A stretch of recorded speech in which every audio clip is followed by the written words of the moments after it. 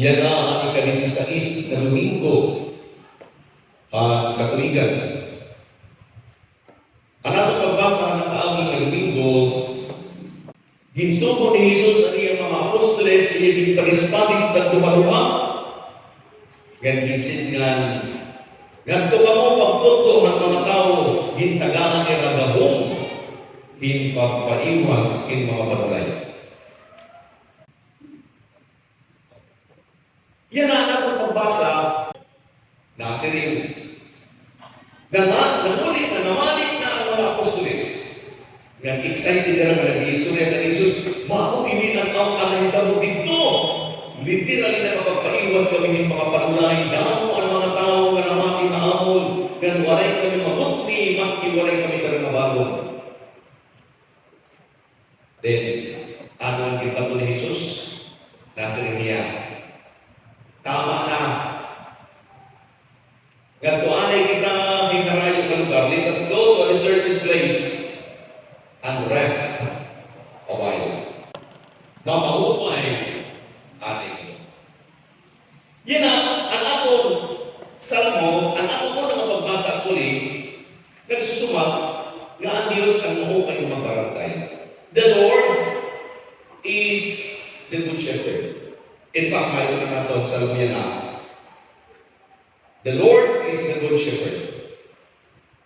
Usahan niya gintuhan para niya maging may magmarang na maaton, gintatanan kita niya pahuway. Ang pagpahuway ay ang unrest, importante nga parte ng kinumit.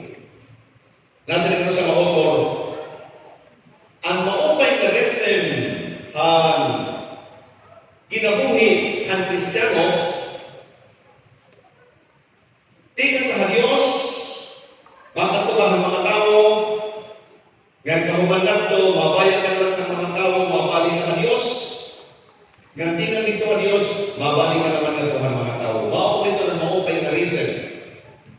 Masunod ka rin natin ito na rhythm, that is a healthy Christian. Pag ito ng tao, physical na sitwasyon, magmamata, pagkagabi makaturo. Pagmamata na rin pagkaaga, pagkagabi makaturo. Sundon nga ito na rhythm, that is a healthy lifestyle. Pero may nanahin ito magsobra nila, magtitikan ang problema. Labi na good, kaya ito nang imo iibanan ang oras at imong pahuway. Ano hindi ka pahuway kung hinsisiring natin? Kung nakikita nato nila ang atong pagbasa kay Evangelyo, uray man nila magsiring nga hinkakapoy ang mga apostoles. Pero ano kaya nasa rin si Jesus nga mamahuway natin ko. Nga talang kita nang iminahanglan ng pahuway. Pero ang labaw namin nang iminahanglan ng pahuway, ang tao maging nakapoy. Ang tao maging kakapoy, mahuya na naka-appreciate ng pahuway. Pero ginkakapoy ka man o diri, kinahanglan may dakahing oras, hinpahuway, para ka maging productive always.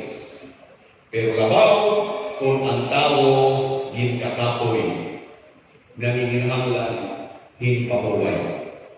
Ano ito na pahuway? Gaging sisiring-dili paato. Pag-istorya na kita mahitulungan, ano ang mga rason kaya ang tawagin na kapoy? Dapat ang mga rason, pero mga nakita hindi pila ng mga rason para nato ma-appreciate, ano kaya ang tawagin na kapoy? Usamay mawalay, sumiling na nga ang nanay, gigagapoy na ako, hahiyo. At ang rason, gigagapoy na yan. Damo, ano yung ginaasikaso? Pag damo ka ang ginaasikaso ng tao, madaling niya papuyon. Labi na kayo kung gindudurungan. Kapataling ng mga teacher. Sumiringan ng mga teacher, gigagapoy na ako. Ang rason, mga sa nagkasinira, kadamo, kanamo ginuhini mo ang malubungin to. Isarapit, durungan pa naman ang biglayin. Ano? Damo nga rin ang ginasikaso ng tao,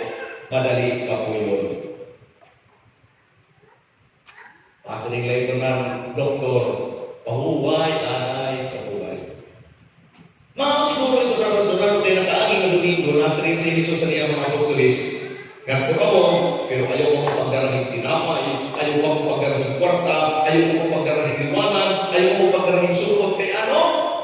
Damo nani ang imo ginasikaso, kakapuyon ka. At tamo pa naman diri ginaganahan, diri na kukuntinto, sige lang. Masiling, ano kayo na nararabaho ka? Kay bakas masiling, kay mapahimo ang iyong payag. Ang mga hala, sige pa trabaho, nagahimo na yung payag, nagdupli na yung trabaho. Ano kayo nagdupli ka man yung trabaho, may nagkaman yung payag, kasi niya, kay Gruya, udak-udak o kabalay. Nagpagdagudak ka yung balay, padalin lagi hamon ang trabaho. Ano na naman kita na narabaho ka na, tumenda ka naman mo kay mabalay. Nasa niya, kay mapalit ang duga. Nagpalit ang ibang matuna, masiling, ano ka na narabaho ka na liwat, kay Gruya, tutukuran ng tanabel mabalay. Paungan ito ng kinabuhi ang tawa, umabot ang kartong kakapuyo niya. Basta daw ang kinaasgaso ng tao, di kakapoy. Ika mga rason, ano kayo di kakapoy ang tao? Kung dili mo karuyan ang imong ginhindi mo. Dili ngani mo karuyan ang imong ginhindi mo na pipiritan kalakani. Adani, gabugat ang trabaho. Gabugat. Mas dumi ang kapoy kung dili ka karuyan ng imong ito. May na mga kabataan na nasiling, isusubo ka niya kung ninangay pagbugas yung pinggan. Di ko na paruruyag, di ko na paruruyag. Di bali na lang palamahong ako. Basta nila ako pahugasan yung plato. Pahugasan nga rin yung plato, mabuhat na ito kaupay. Palabaha, kaya hindi pinagda kayo ng lilinapan. Ano? Ikaw na niya ito yan. Kahit nung tumingin ang mga ginikanan, usamay, kinahan na natin, bantayan na natin, gininagan na natin, kabataan, may daming istorya na iyo, ha? May na ako nakaupod sa seminaryo ng panighiyan, pero namin ang istorya din niya ang iyong bugtong o magurang kay ano? Inihira para sa mga lalaki. Sa iyo ka namatay ang tinatay. Tapos, tungkol kay namatay ang tinatay, gagawin pa hirap, nanikaw ang nanay. Nga, pa-ispilang nila, nananira namin yung distrikta na. Kaya nasiling, nagsusunod na maya ako, pagkasikasuhain mo, ayaw ko ka mo pagbinuang, pag-ispila ka mo yung maupay, para magpapagraduate ka mo na yun, baka magupay na ako kayo. Ang mga anak, namamati man na, tapos nasiling ananay yung mga magurang, ikaw, magsiman ka, kay magupay ang siman kay nakuli gani, ang kwarta na naka, ang magasiman, puso ito niya na, nakapatuto dahil himbalay, magsiman ka. Ang bata, sunod ng eskwela, pagka-graduate na sa magurang. At liko'y matay, nagpapalapagya ang akong anak, graduate na, masakay na mabarko, pag-iyo sa stage, nasa rin nanay, congratulations anak! Siman ka na! Nasa rin ng bata, nanay, umanani mo kurso, uy, ako naman. Nasa rin niya nanay, ibutang mo nga niya ko, barko mabubuang ako.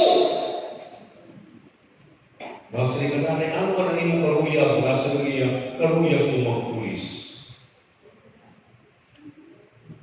Nagpulis. Kaya ibutang mo nga nilang tao, ibutang na rin niya karuyag. Kapapuyo niya ang bukos niya kaginabuhi. Ikatulo nga rason, kay ang nano kay ang tao kakapoy, kung dili kuno mo karuyag at imo kaupod. Ano? Tanawa na rin ito na, may trabaho ka? Mas ginaganahan ka ng trabaho, pero imo katabang, imo kaupod, dili ka ginaganahan, kaupod ang trabaho. Kagaling kapuyo ng tao.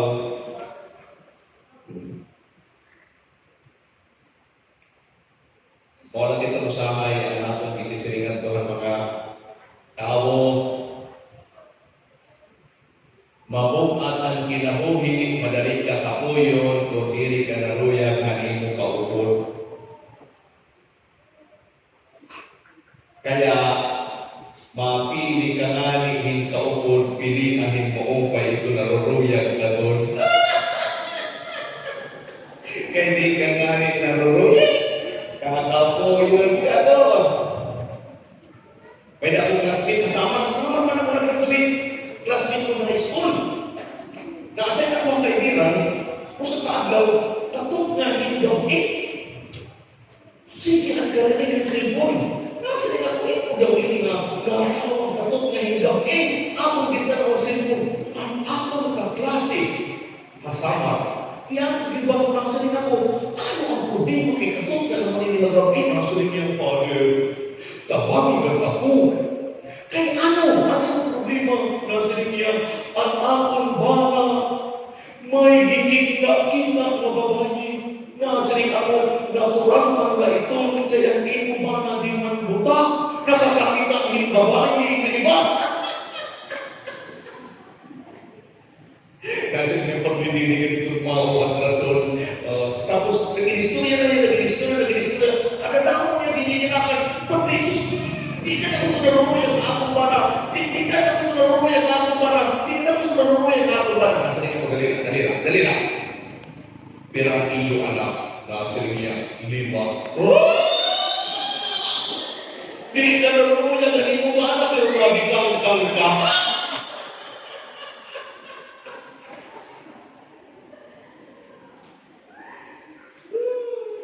Matapo yung kinabuhi.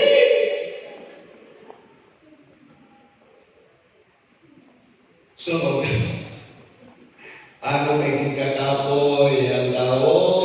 Nasiri. Kung wala'y kahulugan ang imong ibubuhat. Kung baliktaran nga rin ako nasiri, mas magaan ang kinabuhi kung ang atong ibubuhat may daling kahulugan. Halimbawa, nasiri, Brad, mamumunin na kami, ano man may mag-overtime ka pa man. Nasiri niya, kay may napaman oras, ako nini pa Panginoon, kaya kinahanglan nini na ako lang na may kahulugan lang we can do extra work. Dili kita na yung ikakapoy, kaya may kahulugan. Mga kapuan, kapuyo naman ang tao, whatever be the reason. O sa lagi mo na natin advice, masaling kita ito, ikakapoy ka na ni pahuway. Katulog. Kain. Pagkatao, okay ka na liwat. Pero, diriyan pwede nga, sige na kakot pahuway. Nasa ringan mo sa author. Ang pwede na ito magpahuway, at kung mga tao na nagtatrabaho. At kung waray trabaho, waray katulog kung mahuway. Kaya sige man na nila pahuway. Pero ang mas maupay nga makukuha na ito na Bible ang gisurat ni San Pablo Apostol. Ang ko nakabating na kamo nga nasinig ni San Pablo Apostol, nasinig niya ang tao nga diri magtrabaho, diri pakauno. Nakabating kamo ito? Oo. Hanapan niyo ang 2 Thessalonians chapter 3 verse 10. Nasa ni San Pablo Apostol, ang tao nga nabili magtrabaho, ayaw magpapauna. Nabati ko mga nanay na sa rin kapatid, baka na-ekonomiya na kami.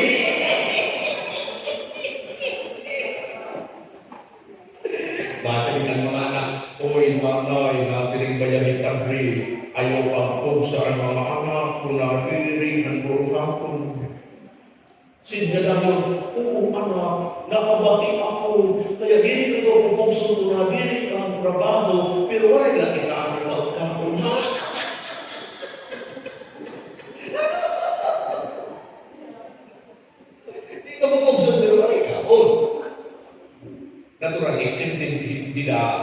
kadas, ang kabataan, ang mga may sakit. Pero whoever is able, kung di maarang ang trabaho, ayaw pa kauna. Atin ba sa Pablo? Atin na ba ito? Bisaya kita, mananarabaho kita, pero ayaw lang ang paura-ura.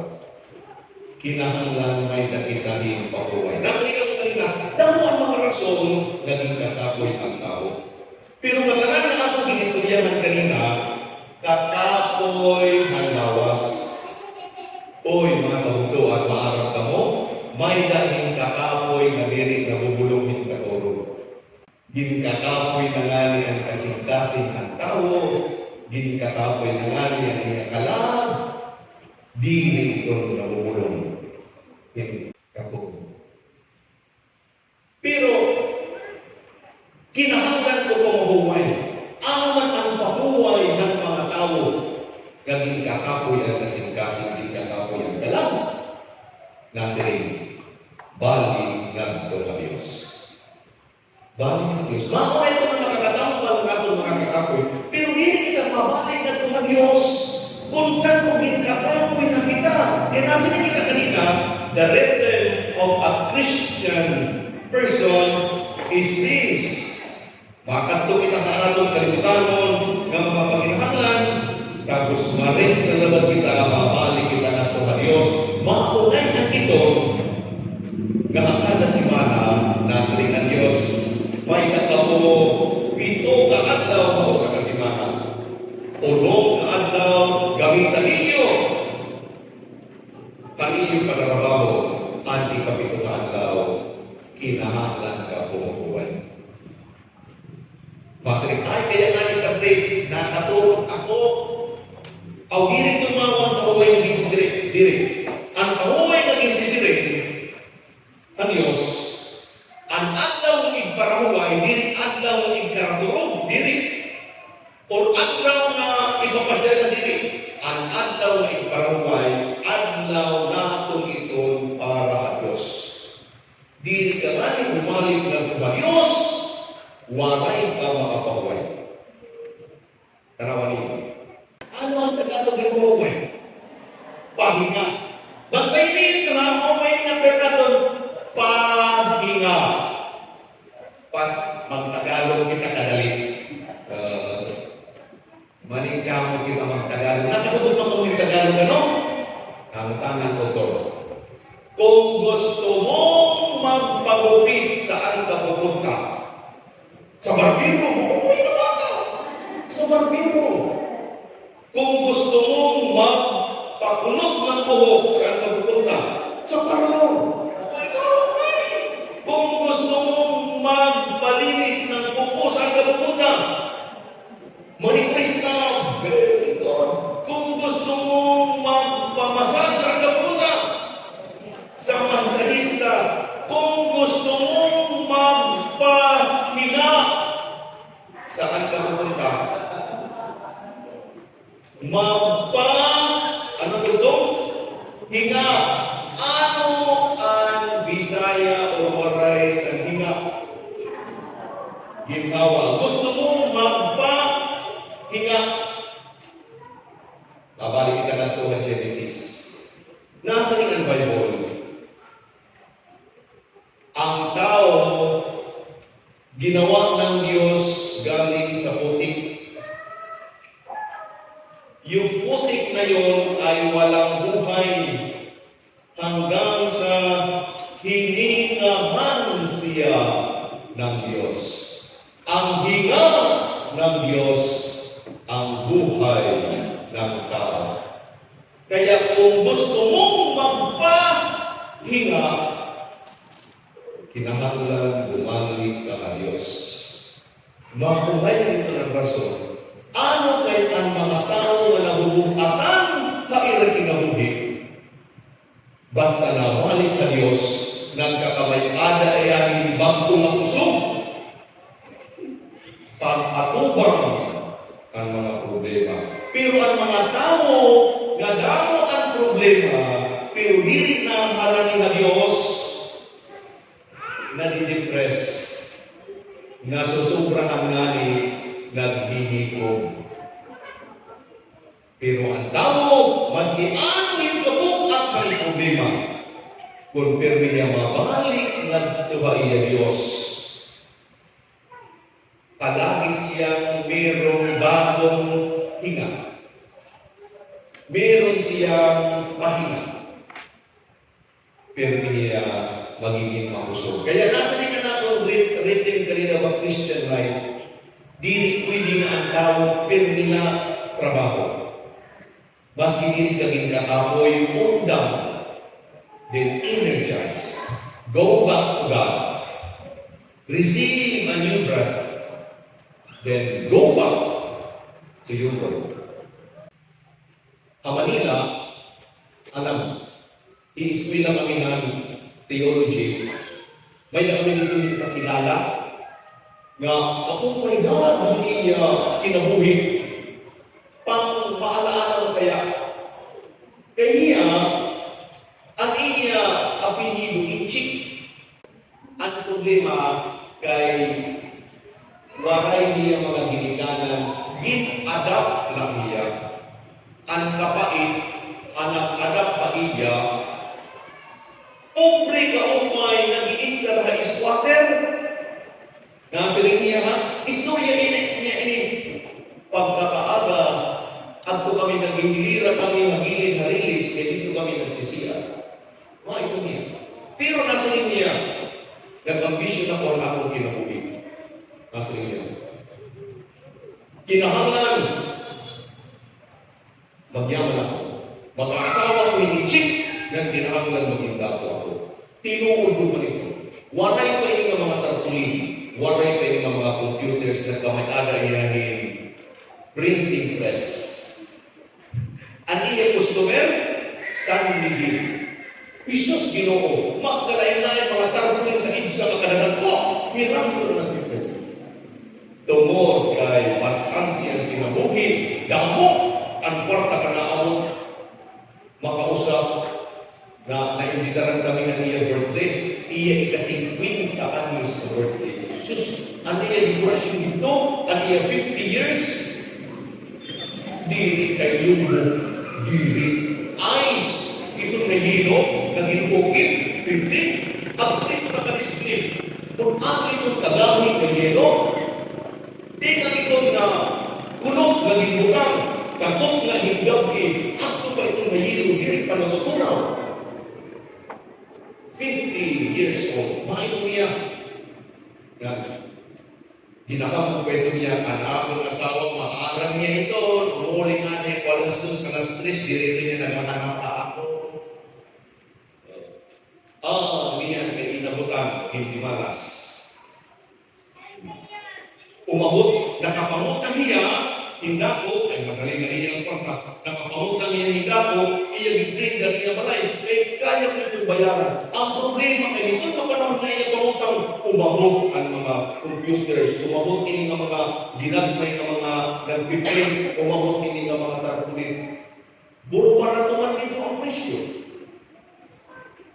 Isos, kaya na-imana na niya mga customers nagtika-obos, hindi lang na San Miguel, ay mas ginato, nangingit na liwat ikuan, dahil buro para po mga nagpiprint, bumagsak niya negosyo. Ay, ad po na. Nakakita ko man ako na yung nagsisigarilyo niya. Hada-hada yan mga tao din yan nagsisigarilyo. Pero sikreto na nagsisigarilyo na lamin ako kayo may problema. Nakakita ko niya ng ninigarilyo. Baka ang tambonso ay bakla. Pakaubos. Sa stress. Sunod. Nga nasa rin na niya, di ako nagkakatulog. Maski ano na ako na akong dili at yung mga tulog. Nasa rin namin daw ko na padi. Baaran ka mag-usaryo. Nasa rin niya, nagsisimba ako pero di ako nag-usaryo. Mag-Kristiyano ako, Katoliko ako, pero wala ako ito. Tegnisi ako ang trabaho. Nasa rin niya, gagawin kong makapagubay, pag-usaryo.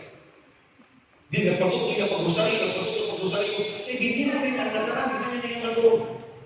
Susi, pagkasunod na si Mana, pagbalik namin dito, nasa rin niya, huy! Dili ko natatapos ang ako sa iyo, kaya hindi nga natulog ako. Kaya nagkuha niya, nagpadayon niya. Magrurusan niya pang makatulog. Dahil nga natulog niya, di na nakapunta ang trabaho. Nagpuproblema na niya. Tama ba yung akong ginihini mo? Di ko man natatapos ang rosaryo, nakatulog man ako. Nasa nga naman pali. Sige lang. Di mang problema ang tumatulog ka kung nagro-rosaryo ka. Ang atong problema kung nagro-rosaryo ka nga ba? May ito tayo natin ang problema. Masali kita, hindi mo pa hindi kita tulog ka ng rosaryo. Ang atong pamakana, kaya nagro-rosaryo ka ba? Pero tinuloy ko na ako ng storya. Di kami doon, itong katao, sigyan ka ng rosaryo. Kaya nagro-rosaryo namin niya nahinga na ako. Tungod kay ang tao, if you really want, tinuod na pahuway, balik na ito ng Diyos. Maayong ang isisiring na aton, a Bible kan San Mateo, nga nasiring, come to me, all who are weary, and I will give you rest. Pahuway. Nasiring pa natin, lingwahe, ang totoong pahinga, ang bumalik ka sa Diyos, at muling tanggapin ang kanyang bagong hiling. Pero nga kita mabalik ang Diyos, we will always be refreshed. Ngayon magkakamayaan kita yung bagong energy to face the problems of this earth. Ayaw kalimot, mga kabutuan, nga nire-kumplito ang atong pagiging Kristiyano kung puro lang kita trabaho. Diri naman, kumplito ang atong pagiging Kristiyano kung puro lang kita pamuhay. Ang maupay na rhythm, nagtatrabaho. Nagigiatubang kita natin kasi tao. Pero kinahanglan kita umunda. Umalik na sa Diyos. To take some rest. Ito ba? Balik na rin para magpadayon ang aton Kristo-ano na kinabuhi. Bago ito, ako sa mapapaaga na dinata ka ato ni Jesus, I am the good shepherd. Ginbabantayan ko ka po. Gindadara ko ka po nga tuhan iyong pahuwayan. Ang problema kung diri ka nagpapahuway, kay ada ka na iyong pahuwayan, diri ka lang gitapon na pahuway. Ano? Mas ipatagda na kahindaw ng pagkaon, kung diri ka makaon, pero di ka na ihapon, gutom. Pero Kristo na siya, ako ang maupay ng magmarami. Ginmamang ko kamo. Nandadan ko kamo ang iyo